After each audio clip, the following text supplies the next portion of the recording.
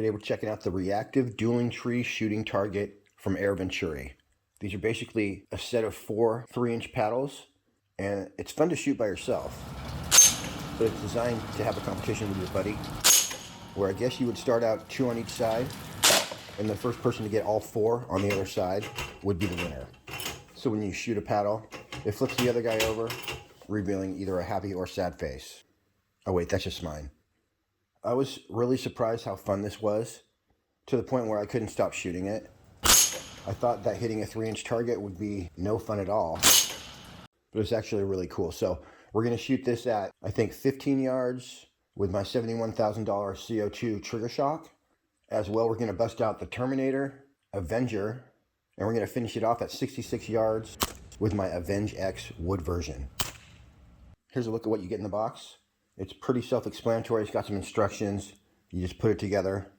You can screw it down to the base, wherever you're setting it. So this worked perfectly for a CO2 gun at about 15 yards away. The only problem I had was when I put it at the mid-range mark, about 45 yards, and I was using my 22 caliber shooting 890 feet per second. It was actually too much power. So what would happen is it would bounce back. Now there are screws in the back where you can adjust the tension, and that'll allow you to tune the target a little better. But my solution was, I would just hit it at the base of the paddle right there, and it was just enough power to flick that thing over and keep it where it was. But that just made me think, a 3-inch target is something that you should be shooting at over 100 yards.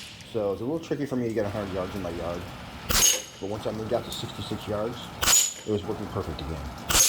And another cool thing is that it didn't damage it at all. This just made for 177 and 22 caliber, up to, I believe it said 22 foot-pounds.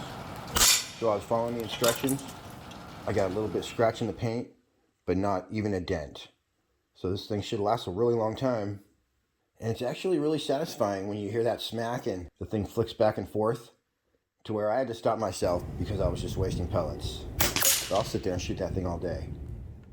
There'll be a link in the description if you want to grab this target, as well as reviews to other affordable targets that I've reviewed from Venturi. A lot of these targets are like 25 bucks. I think this one might be about twice that much, but they're all very affordable. And I used to order one every time I'd get a gun from Pyramyd Air, and I ended up with an awesome collection. So I got more coming at you.